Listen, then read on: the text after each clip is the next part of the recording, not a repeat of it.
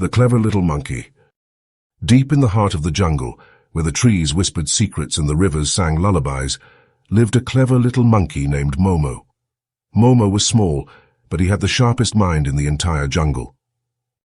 One day, a fierce lion named Kanu declared that every animal must bring him food daily, or he would hunt them instead. The animals trembled in fear, for Kanu was strong and merciless. Momo, however, had a plan. He approached Kanu and said, "O mighty king, I found a lion stronger than you. He hides in the deep jungle and mocks your strength." Kanu roared in anger, "Take me to him at once." Momo led Kanu to a deep, still pond. "Look inside," he whispered. Kanu peered in and saw his own reflection.